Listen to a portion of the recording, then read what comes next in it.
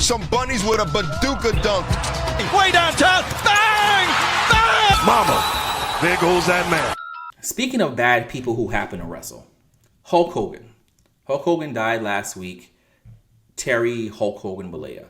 And he has a mixed history, a mixed past.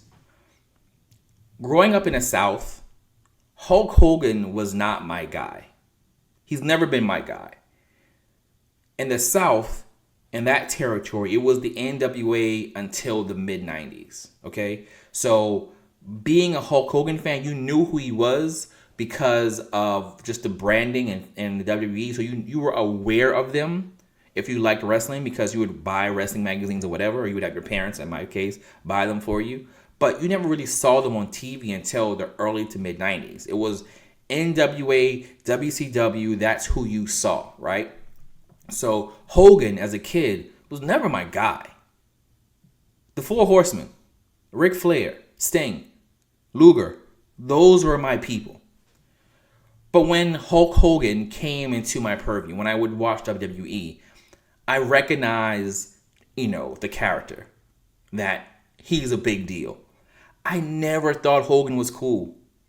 I never did. I thought it was corny. Say your prayers, eat your vitamins, blah, blah, blah, blah, blah. Ripping his shirt off. I just thought it was corny. I thought his finish was corny. There was nothing I really liked about the character of Hulk Hogan.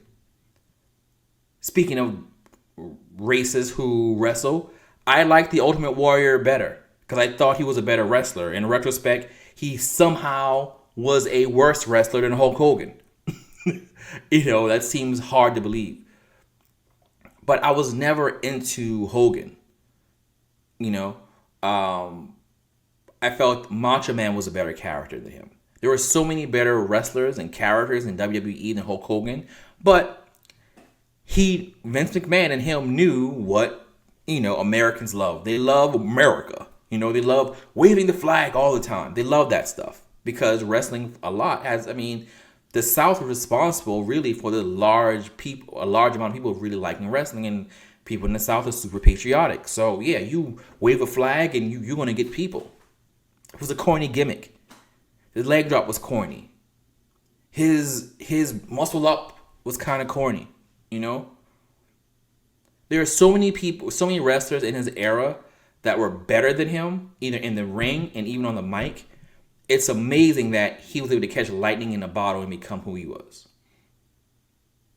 Like, it's funny to say brother like him, and that kind of came into, our social construct. But, the ooh yeah, that more resonated with me than him, Bret Hart being just excellent in the ring. That was wrestling. Shawn Michaels should be, that's another conversation. But Shawn Michaels was a better wrestler than Hogan. But Shawn Michaels didn't have the highs that Hogan reached. So for me, Hogan is not this person who I elevated and then had this fall from grace. Hogan was always a C student for me. And then he became just one of the worst people ever born by him and his racist rants. And the fact that he just won't eat, that he never even hey, you caught me at a moment of weakness. I was wrong. It's not cool really to call black people the N-word. No, he just no, I'm just going to kind of ride with this and hope that my peers in wrestling kind of let it rock. Like Booker T let it roll, which is kind of weird, but okay. But people like Kevin Nash, they've spoken their piece. Again, I'm not here to tap dance in his grave. Listen, the jokes when he died, they were funny. But we have to be real. We have to, when we're looking at a person, when we look at Terry Hulk Hogan Bollea, we have to look at his life as a whole. He was a decent wrestler who had an amazing brand. But he was a terrible person. And that's where it begins, and that's where it ends. He's nobody's hero.